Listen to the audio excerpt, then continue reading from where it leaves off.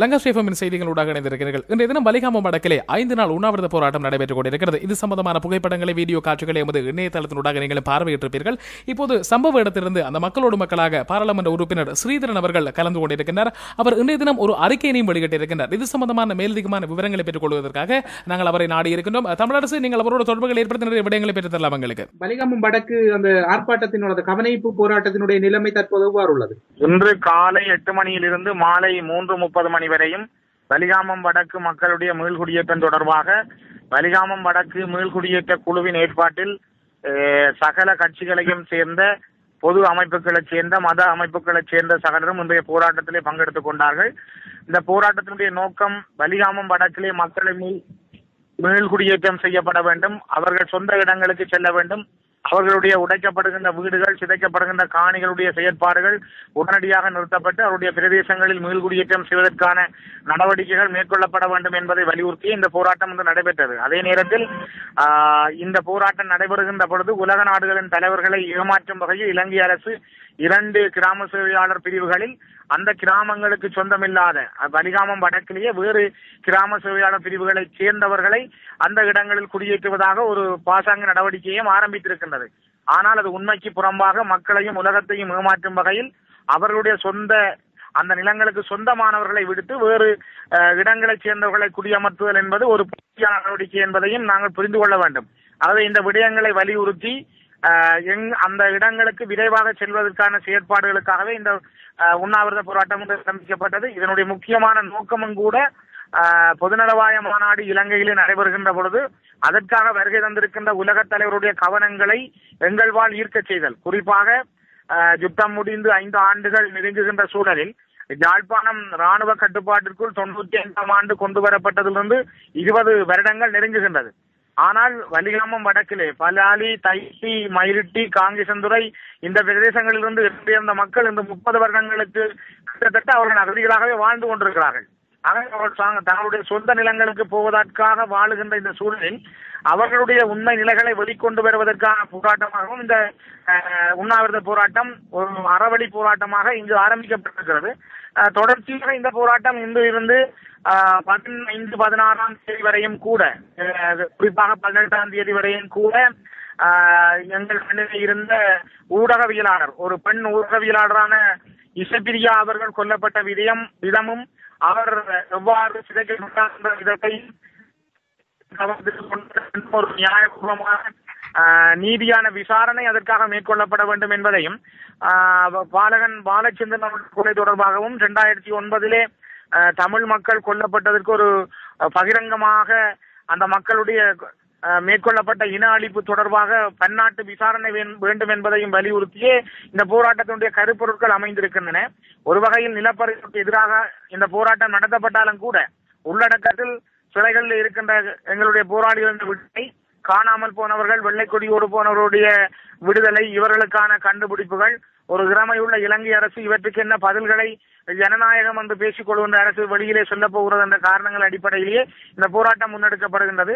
இது மாட்டுத் தலைகளை வெட்டி அதை நடத்துகின்றவருடைய வீடுகளுக்குள் வைத்தாலும் கூட, எந்த அச்சுறுத்தல்கள் நடந்தாலும் கூட மக்கள் தங்களுடைய ஜனநாயக உரிமைகளை அந்த உலகம் விரும்புகின்ற ஜனநாயக விழுமியங்களின் அடிப்படையில் அவர்கள் வெளிக்கொண்டு வந்திருக்கிறார்கள். இது ஒரு மனித உரிமை போராட்டம்.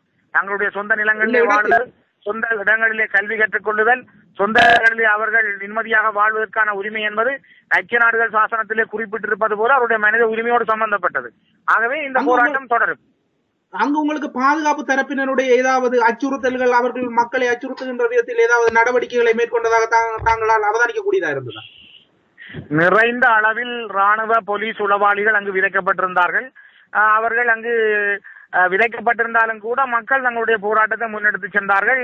அவர்களால் எந்த விதமான இடையூறுகளும் விளைவிக்கப்படவில்லை. ஆனால் பெரிய அளவில் குவிக்கப்பட்டிருந்த உளவாளிகளால் ஒரு அச்ச நிலை தோற்றுவிக்கப்பட்டிருந்தது. போலீசாருடைய வாகனங்கள் சுற்றி சுற்றி ஓடி திரிந்த வண்ணம் இருந்தன. அதே நேரத்தில் போலீசார் பாதுகாப்பு கடமைகளிலும் ஈடுபட்டிருந்தார்கள். ஆகவே எங்களுடைய நிகழ்வுகள் குழப்பப்படுவதற்கான சந்தர்ப்பங்கள் இல்லை என்றாலும் கூட ஒரு பயப்பீதி ஒன்று நிலவியதை அவதானிக்க முடிந்தது. இதில் இன்னும் ஒரு முக்கியமான விடயத்தை நாங்கள் முன்வைக்கணும். பாருங்கள், இந்த வெளிநாட்டு ஊடகவியலாளர்கள் அங்கே பிரசனமாக இருப்பதாக நாங்கள் அறிந்தோம் காலை வேளையிலே. அங்கிருந்து உறுதிப்படுத்தப்பட்ட தகவல் மூலமாக வெளிநாட்டு ஊடகவியலாளர் இப்பொழுது அங்கே இருக்கின்றார்களா? பிரித்தானிய தொலைக்காட்சியைச் சேர்ந்த ஊடகவியலாளர்கள் நேரடியாக அங்கு வருகின்றிருந்தார்கள். அல் ஜசீரா தொலைக்காட்சியைச் சேர்ந்த ஊடகவியலாளர்கள் இறுதி நேரம் வரை அங்கு சமூகம் அளித்திருந்தார்கள். அதனை விட பல வெளிநாடுகளிலிருந்து வருகை தந்திருக்கின்ற பல ஊடகத்துறைகளை சார்ந்தவர்கள் அங்கு வருகை தந்திருந்தார்கள். உள்ளூர் ஊடகங்கள் மற்றும் கொழும்பை மையமாக கொண்ட ஊடகங்கள் என ஊடகத்துறையினர் அங்கு நிறைந்த அளவில் காணப்பட்டார்கள். அவர்கள் செய்திகளை சேகரித்ததை என்னால் அவதானிக்க முடிந்தது. நான் நினைக்கிறேன் இந்த இன்றைய நிகழ்வுகள் வெளிப்படையாக எங்களுடைய மக்களினுடைய உணர்வுகளாக அவர்கள் தங்களுடைய ஒரு கவனத்தை சர்வதேசத்தின்பால் ஈர்க்கக்கூடிய வகையில் கொண்டு வந்ததை இந்த ஊடகங்கள் மிகவும் நல்ல நிலையில் எடுத்திருப்பார்கள், அதனை வெளிக்கொண்டு வந்திருப்பார்கள் என்ற நம்பிக்கை எங்களுக்கு உண்டு. இந்த அதாவது வடமாகாணத்தில் நீங்கள் ஆரம்பித்திருக்கின்ற இந்த மக்கள் போராட்டம், அதாவது அரசினுடைய அடாவடித்தனத்துக்கு எதிரான மக்கள் போராட்டம் கிழக்கு மாகாணத்திலும் வியாபிக்கக்கூடிய சூழ்நிலைகள் உள்ளதா? நேற்று கூட உங்களுடைய சக பாராளுமன்ற உறுப்பினர் கூறியிருந்தார் சம்பூரில் இது தொடர்பான போராட்டங்கள் என்று. கிழக்கு மாகாணத்தில் இந்த போராட்டத்தினுடைய தன்மை எவ்வாறு இருக்கும் என தாங்கள் கூற முடியுமா? வடக்கு கிழக்கு என்பது எங்களுடைய தாயக பூமி. வடக்கு கிழக்கு இணைந்த மண்ணில் தான் எங்களுடைய தேசிய அபிலாசைகள் தொடர்பான விடயங்களை கூட நாங்கள் கடந்த 70 ஆண்டுகளுக்கு மேலாக முன்னெடுத்து வருகிறோம். சரித்திரபூர்வமான வரலாற்று ரீதியான எங்களுடைய வடக்கு கிழக்கு இணைந்த தாயக மண்ணில் எங்களுடைய சுயநிர்ணய உரிமை, எங்களுடைய தமிழ் தேசியம் அங்கீகரிக்கப்பட்ட வகையில் எங்களுக்கு ஒரு தீர்வு வேண்டும் என்ற அடிப்படையில் தான் நாங்கள் போராடி வருகின்றோம். ஆகவே இன்று யாழ்ப்பாணத்தில் நடக்கின்ற இதே போல சம்பவங்கள் மட்டக்களப்பு மாவட்டத்தில் இருக்கின்ற தரவை நிலங்கள், மேய்ச்சல் தரைகள் கூட முஸ்லிம் சிங்கள மக்களினால் குடியேற்றங்களுக்காக பயன்படுத்தப்படுகின்றன. அதே நேரத்தில் திருவண்ணாமலை மாவட்டத்திலே சம்பூரிலே அனல் மின் நிலையம் அமைப்பதற்கான முயற்சிகள் மேற்கொள்ளப்படுகின்ற அதே நேரத்தில் அங்கு வாழுகின்ற 6000க்கும் மேற்பட்ட மக்கள் இன்று மண்முனையிலும் கிளிவட்டியிலும் அவர்கள் அகதிகளாக வாழ்ந்து கொண்டிருக்கிறார்கள்.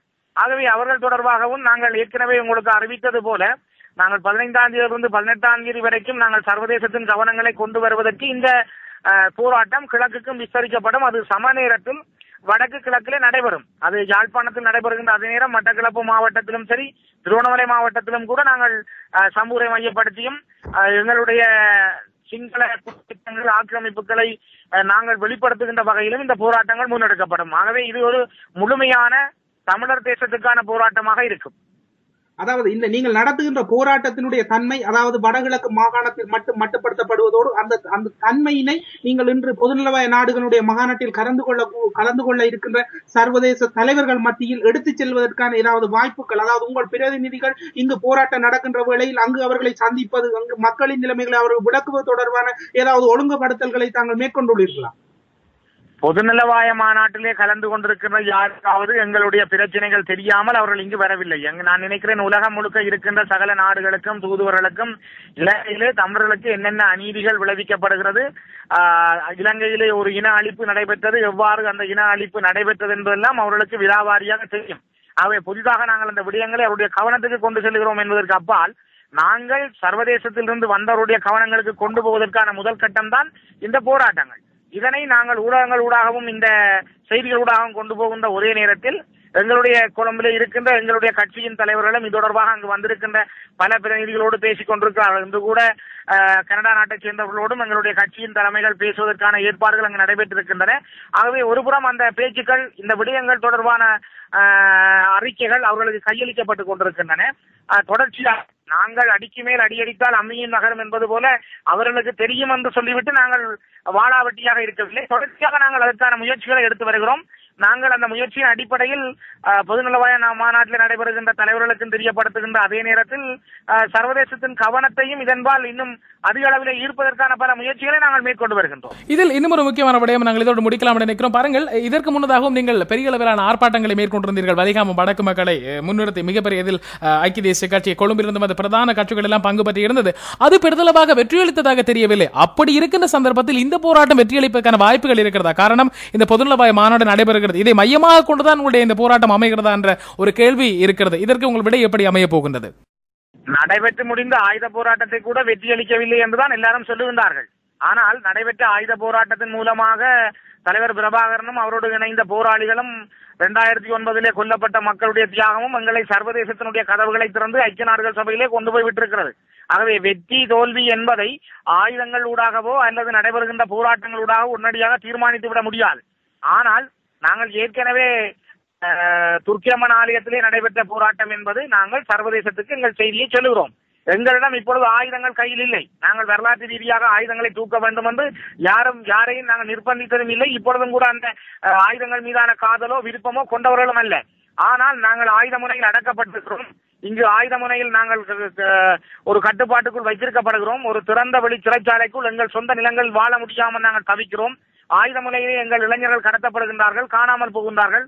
கடத்தப்பட்ட இளைஞர்கள் விடுதலை செய்யப்படவில்லை. எங்களுடைய வெள்ளை கொடியோடு போனவர்களை காணவில்லை. எங்களுக்கான கொடுமைகள் இந்த சர்வதேசம் ஏன் பார்க்காமல் இருக்கிறது என்கிற விடயங்களை நாங்கள் வெளியிலே கொண்டு வருகிறோம். இது ஒரு நீண்ட நெடும் போராட்டம். இந்த போராட்டங்களிலே நாங்கள் மெல்ல மெல்லத்தான் எங்களுடைய பயணங்களை செய்ய முடியும். ஆகவே ஒரு சண்டை என்றால் கூட காலை விடிந்ததும் யாரோ ஒருவருக்கு வெற்றி என்கிற ஒரு மையத்தை நாங்கள் காண முடியும். ஆனால் இது ஒரு ஜனநாயக வழி போராட்டம். ஜனநாயக விழுமியங்களை விரும்புகின்ற உலகத்தினுடைய பார்வையில் அந்த இறமையுள்ள நாட்டுக்குள் நாங்கள் ஜனநாயக விழுமியங்களின் அடிப்படையில் தான் இந்த போராட்டத்தை முன்னெடுக்கின்றோம். ஆகவே இவை மெல்ல மெல்லத்தான் தன்னுடைய சக்தியை வெளியிலே கொண்டு வரும். மகாத்மா காந்தி போராடி இருந்தார். மகாத்மா காந்தியை தொடர்ந்து அவருடைய வழிகாட்டலிலே தியாகி திலீபன் போராடி இருந்தார். அன்னை பூபதி போராடி இருந்தார். இவர்கள் இந்த மண்ணிலே உயிர்களை தியாகம் செய்திருந்தார்கள். அதற்காக அந்த போராட்டங்களில் இது நடக்கவில்லை என்பதல்ல. இவர்கள் எல்லாம் வரலாற்று ரீதியாக தமிழின விடுதலைக்காக தங்களை அர்ப்பணித்திருக்கிறார்கள். அர்ப்பணிப்புகள் என்பது உடனடியாக இல்லை என்றாலும் அது கால ஓட்டத்தில் ஒரு சரியான சரித்திரபூர்வமான நிரந்தர வெற்றி ஒன்றை பெற்றுத்தரும் என்ற நம்பிக்கை தமிழ் மக்களிடம் இருக்கிறது. அது காத்திரமானது, கனதியானது. ஆகவே நாங்கள் நம்பிக்கையோடு போராடுவோம். எனவே நம்பிக்கையோடு போராடுவோம் என்று சொல்லி நீங்களும் முடித்திருக்கிறீர்கள். உங்களுக்கான வாழ்த்துக்களை நாங்கள் சொல்லுகிறோம். எனவே 5 நாட்கள் இந்த போராட்டம் தொடர போகிறது. எனவே எங்களோடு இந்த போராட்டத்தின் இந்த நிலைமையிலிருந்து எங்களோட தொடர்பை ஏற்படுத்திய போது எங்களுடைய கேள்விகளுக்கான விடையினை கொடுத்தமைக்காக நாங்களும் எங்களுடைய லங்காஸ்ரீயினுடைய செய்தி சேவை சார்பாக உங்களுக்கு நன்றிகளை சொல்லுகிறோம். நன்றி பாராளுமன்ற உறுப்பினர் திரு ஸ்ரீதரன் அவர்களே. நன்றி.